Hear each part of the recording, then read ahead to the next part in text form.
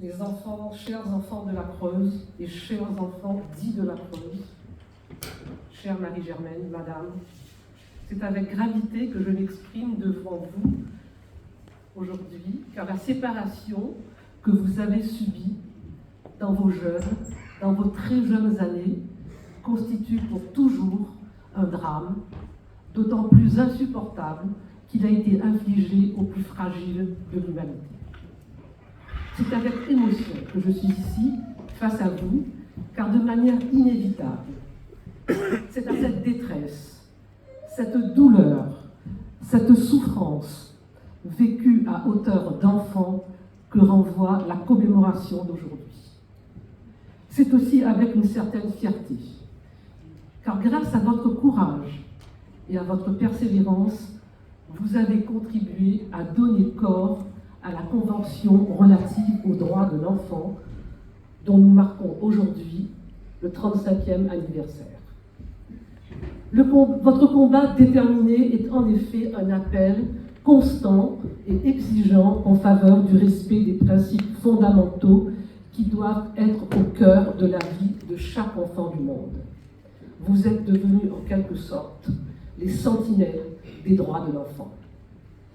La présidente de Région Réunion, Madame Huguette Bello, dont vous connaissez l'engagement sans faille pour votre cause, regrette beaucoup de ne pas être parmi vous.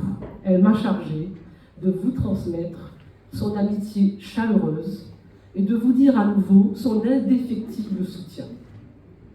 J'ai été sa collaboratrice parlementaire durant l'ensemble de ses mandats de députée, 23 ans.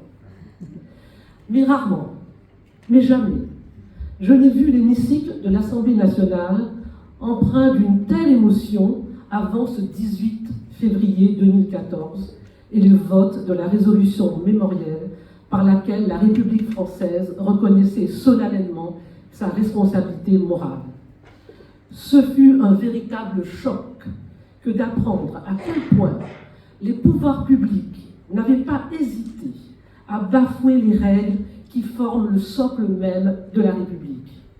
À les bafouer pendant de trop longues années, avec une conscience bureaucratique que personne ne pourra qualifier d'exemplaire.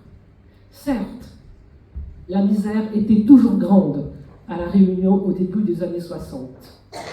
Certes, le dénuement était général, mais nul contexte, vous l'avez rappelé, mais nul contexte ne pourra jamais justifier qu'une telle violence ait pu être exercée à l'encontre d'adolescents, d'enfants, de nourrissons, à l'encontre de pères, de mères, de familles entières.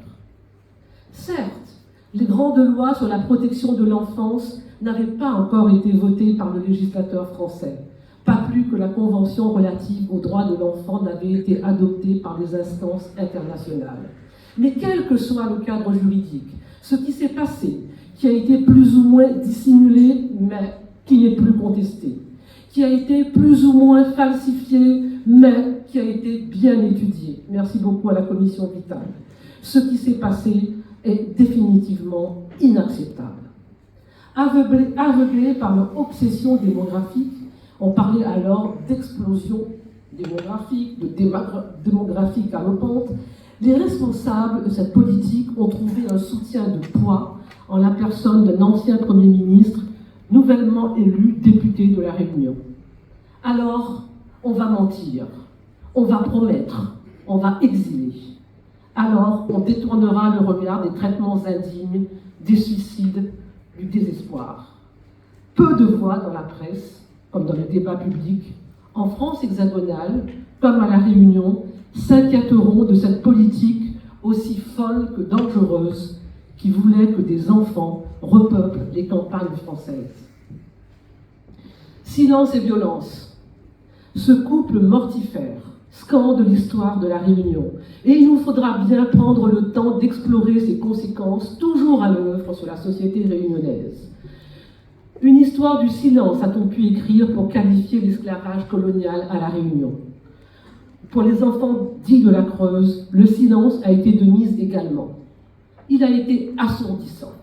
Il bruissait et s'infiltrait partout. Dans ma génération, bien des personnes ont eu peur de Toulouse, de l'auto rouge, qui volait les enfants désobéissants, les marmailles ravageurs.